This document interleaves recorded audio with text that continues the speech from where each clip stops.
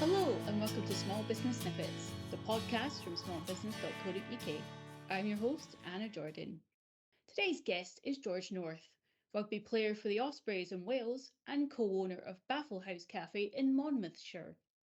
George has teamed up with sports stars and small business owners Dion Dublin and Shelley McCoy on Smart Energy GB's Small Hacks for Small Businesses campaign to share tips on how the skills they've learned through sport have given them the edge in the business world by applying a marginal gains mindset, a term used in sports psychology that refers to making small changes and improvements that build to significantly boost performance. We'll be discussing how a sporting mentality can be a positive influence on business success. Hello, George. How are you doing? I am very well, thank you. How are you? Yeah, not too bad at all. Okay, I want to get straight into the meat and bones of the podcast today. So, you own Baffle House with four others, so you're a co founder between five of you. One of them is Andrew Salter, the cricketer. He's quite Ex cricketer. ex cricketer. He's now a man of leisure. Oh, yeah. He's retired The for dream, sure. isn't it? Yeah, Yeah. yeah. So I understand he's quite into the content creation side, the social media side. So yourself as a co-founder, what do you bring to the table? Right. I guess the obvious is I'm head of security. In case anything kicks off, I'm joking. That's not really my role. I'm good for that though. I guess for us, I guess a bit of backstory. We are five guys, very different skills, very different jobs outside of Baffle. I guess my element is more around commercial side, bringing brands in as well as to help organising events. That's my sort of side with a bit of just general, I guess, a bit of jack of all trades, master of none. Between the five of us, we've got boys with very different skill sets, but we do cross over. But I would say a lot of my stuff is more the commercially bringing brands in, bringing manufacturers in, opening those doors and hopefully providing a better service at Baffle House to bring people in with other cocktails as well, I guess. But that, to summarize, that's kind of me. Excellent. And I'd love to know a bit more about the technology that you use in the business. How have you utilized tech? I guess through Baffle House, now we are a bit more of an established business. We kind of started on a handshake, and we'll see how it goes, see if there was a market for it. And we got very busy very quickly. So I guess very quickly we had to upgrade our point of sale system, take in the stock, what we're selling, how much we're selling. We then got the kitchen, needed a system to get the orders from one space to the other, from the counter to our shipping container, which is a kitchen, which is doing tremendously well.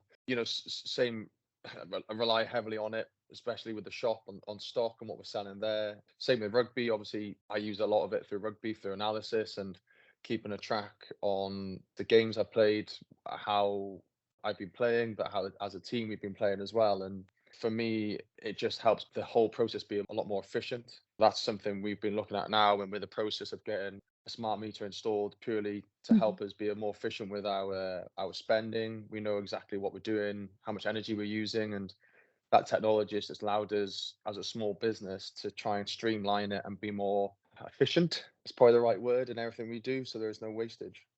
Yeah, efficiency is key there. And as an athlete as well as a business owner, it must be just about those little bits of improvements that you can make that just when you stand back and you go, oh, actually, that improves the whole operation. And that comes into the whole idea of marginal gains theory. Tell us more about that. I guess a marginal gains theory is massively from a sporting background. I started sport young, so I turned professional at 17, and that marginal gains, whether it be physically, mentally, it's about the small adjustments that you make day to day to have a real big effect on the process or the outcome. And for us in rugby, that might be looking at opposition or changing a tactic for a couple of weeks to implement that to give a bigger picture in the tournament for, say, for Six Nations. But with a business, it's just understanding what is most important, whether it's in our plan, whether it's short term, medium, or long term plan, how we can implement small changes to have a big effect. Like I said, with our small business, it's about being efficient. So try and limit waste from the kitchen, waste from the shop and stock, waste and energy with electric and gas, and just to try and make the business as smooth and as streamlined as possible, so then that we can still keep going and providing a service for our very loyal customers. Marginal gains is, I think, for us, is not being afraid to change little things along the way if it's not quite working, or we've seen something on one bike night, one event that worked well, one thing that didn't, is just taking a bit of initiative and just changing the product for the next time we run with it. And I think as well, as part of it, is understanding as a team that even on, you set your plans in short term, medium, long term, but you have to be quite fluid with them as well. You can't just be stuck in the mud, and you have to adapt with them as well. And that for us is, from a business point of view, is why marginal gains works for us. Is like, what can you get the next little 1% difference that makes a big difference for us as a business? And coming back to your sporting background, how do you then apply the principles that you have as an athlete to the business world? I think they tie over quite nicely, to be honest. I think from my point of view, where I am in my career, I don't want to say I'm an older statesman now, but you can put the dots together, I'm sure. I think a big part of it is leadership. Obviously, knowing that we are a small business, and how we are on our path, and how are we staying to our path and hitting our goals. I think teamwork is a huge one. Is understanding, like I sort of loosely said in a load of words at the start, is knowing whose best roles and best jobs, and be able to dictate, to allow those guys, allow our team and our staff to excel in what they're really good at and what they can bring to the company, and understanding that that's how the team works. And sometimes someone will be slightly better than you, but as a bigger picture, you have to buy into it.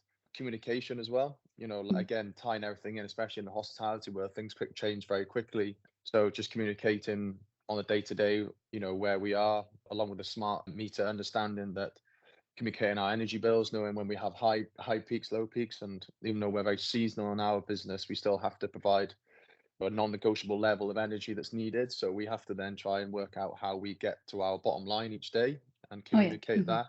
And like I said already, I dabbled in already that the goal setting. I think that's a huge one for us, is understanding.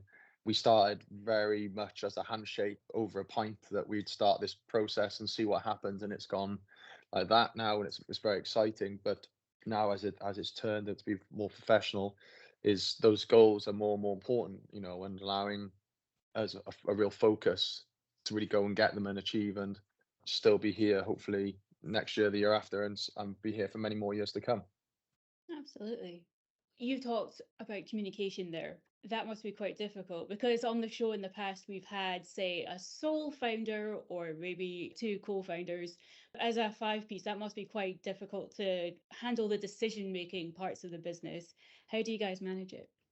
Again, technology has allowed us, I believe everyone's got this thing called WhatsApp. It's an incredible Love it. Yeah. I love it and hate it in equal measures. But along with the rest of the guys that I'm involved with, that communication on WhatsApp is a huge part of it, and understanding how that technology allows us, very much in the hospitality world, things change very quickly, whether you're in the event or the sun is shining like it always does in Wales, that we get like an influx of customers coming in, and we need to just change people around within the day, move a couple people off the shop, bring them into the coffee shop area, or the kitchen needs help running food. Just those little comms on that technology really allows us to, again, part of the team is just dig in together and go, right, we're slow over this side, let's move people around and keep that, again, that product, and keep the experience to the best it can be for the customers, for their enjoyment, essentially. Fab. So, with you being an athlete, because a lot of the people we've had on in the past are former athletes, but you're still playing rugby. So how do you manage the two and all your other commitments? Yeah, I guess still playing rugby now. Got other commitments outside of Baffle. Baffle's busy, getting busier. Two young kids and my wife and two dogs. I'm good at juggling. I don't know. I think that's part of the beauty of the directors and the owners of Baffle, is that I think we understand. Like you mentioned, Salts is just one of our team.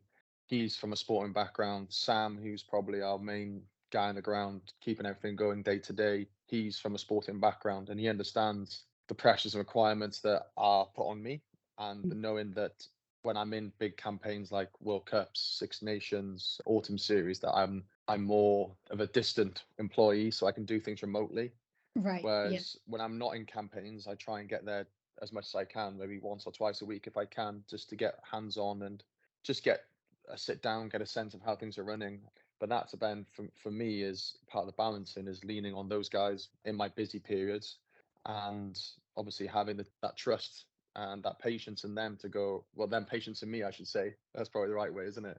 To say, look, gee, you need to focus on what essentially is my real job, and we'll take care of this for now. And then when one of the boys is busy, I'll go, right, I'm back and I'm able to have a bit more time on my feet at the shop at Baffle Haus, Mhm. then I can take some of the weight from there. And where we are at the moment, we've got some really exciting things going on, and I can do a lot of that remotely. Like I said, a lot of phone calls, messages, emails.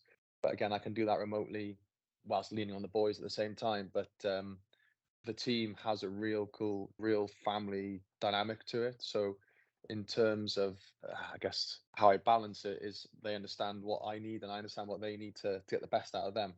Yeah. And as you say, that communication must be absolutely vital. Like Yeah. today, I've already had 3 phone calls. One of them was a business phone call regarding Baffle. The other two, they were just wanted to have a see how I was. And I was like, I've got a bit going on today, guys. Can I call you back? Is there anything going wrong? No, just checking No, in. How no. you getting on? Just bringing for a chat. And I'm like, okay, that's good. But I got to get on. I've got a podcast to get on. I've got different things with the kids to drop them off and pick up from school. And so yeah, and that's the bit for me that it makes my passion for Baffle and my excitement for it even more, because it's a great family vibe to it. Absolutely, and I'm sure that translates to out on the cafe floor, the restaurant floor as well. And that's the kind of ethos that you try and put forward to your customers and your general branding, I'd imagine. Yeah. Big part of our thing is our sort of mantra. I don't like to use the word mantra, but it's our tagline, if you may, is share the ride. And we want everyone to come, whether you're a new learner rider on a scooter or a little 1 to 5 to a big bike, women, men, if they've got children in side carts, or you're in a car, or you're a pedal bike, or you want to walk there, because there's great little forest around us as well. Everyone is welcome, and that's a big part. And I think as soon as you come in and feel the buzz and the vibe day to day, that you get a real understanding of that very quickly. And talking about the future of Baffle as a brand, what do you guys have in store? What's coming up? I'm not sure I can say yet, to be honest. I can say, Mhm. I guess, no, we're just, for us, we are in the process of looking at options for site 2. We, Oh, okay. we, it's a bit carnage at the moment, but we think we are in discussions about that, which is looking very positive. For us, we want to really push on from a point that we started last summer, but because the weather was a bit inconsistent, we couldn't roll it out properly in terms of that share the ride line is doing a more sociable, we call them Saturday socials, but we're thinking about bringing them more regularly through the summer months to allow people just to book in, meet at Baffle House, a little organized ride and back, just to create a bit more buzz and a bit more, again, to really push that's what we like to do, is like a family feel. You check in purely for numbers so we can keep it small enough that everyone is enjoying it and a bit more personal. And then we have a good little ride come back. So we're trying to push them. And then we've got a few exciting days booked for different manufacturers to come down and show us some of their new stuff, which is wicked. And that's cool as well, because it gets people in that wouldn't get to see new bikes very often, and we get them in on to show and to for people to have a sit, understand what it looks like Cool. as well. So we've got a few some big exciting bits coming up, but yeah, just keeping busy as per usual. Cool. And I guess to wrap up here today, I understand that Baffle House is hospitality, it's selling physical goods in store and online. So there's quite a few strands to it. And for anybody out there who's listening today, who's thinking of starting their own business, a business that's quite similar to yours, what kind of tips do you have for them? Don't. Yes, No, a lot. yeah. Any tips? Our theory was that it's something, and I think that's why it's been very successful for us. It's a real passion for all of us. We thought if we like it, then there must be other people that like it, and from that point of view, we just thought we have to give it a go. Otherwise, it would always annoy us. So again, I was very lucky. I'm not doing it on my own. I'm doing it with a good group of guys around me. So we were able to focus on, like I said, is best roles for best people. They'll be able to delegate jobs. Like Sam is incredible what he does day to day running and managing. Andrew Salter is content and cameras and building the brand up that way. Myself and Ollie are just busy where we can around bringing people in, like I said. And Harry is the organized one in terms of like paperwork and legals and what have you. So between us, we kind of found our groove and that ability to sort of trust each other. And with us, we did it probably a slightly different way to all businesses in terms of we kind of had a tiny budget. We thought we'd try to see if there was an interest for it. There was. Then COVID hit, and like many businesses, it completely was rubbish with a capital R. And we sort of allowed us to regroup, sort of refocus and go, well, there was a real, for that short window we were open, there was a real window of excitement. And then when we opened again, then it just got even busier. So we did it a slightly different way rather than just getting a big lump of money together, investing all in. We started the opposite way and trying to build it up organically as we've gone. And like I said, along like at the moment with every small business feeling the pinch, we've had to look at being more efficient with our timings, our pricings, the products we've been putting out, the amount of electric and energy we're using, and allowing us to budget that day to day. And this time of the year is probably the worst for us, very seasonal, and hospitality is tough, but hospitality when it's got motorbikes and cars is even tougher. Yeah.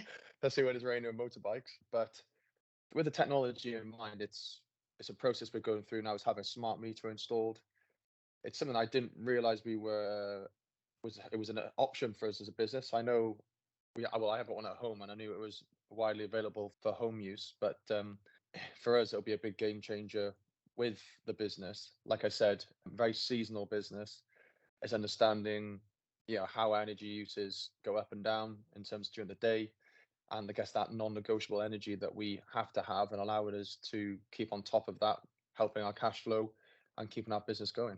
Again, with like the team we've got, technology we've got now, it's allowing us to hopefully keep us going, but also keep our product and what we're putting out and the experience to a great standard that everyone wants to keep coming back, which is hopefully, touch wood, something we're doing. Well, I'm sure that all the groups of friends who are meeting around a coffee or a pint, hopefully that gives them some inspiration of how to get going. Or not maybe. Or not. They might just go, nah, let's just chuck the beer mat out, just leave it. Yeah. Or they could just come to our to Baffle Haus and just there you go. There you go, that'd be a way. Great stuff. Well, I'll leave it there, but thanks so much for coming on the podcast, George. No, my pleasure. Thank you very much. You can find out more about Baffle Haus at baffleculture.com. And for further information on getting a smart meter installed, visit smartenergygb.org. You can also find more tips on boosting business success at smallbusiness.co.uk. Remember to like us on Facebook at Small Business Experts, follow us on X at Small Business UK, all lowercase, and subscribe to our YouTube channel, linked in the description. Until next time, thank you for listening.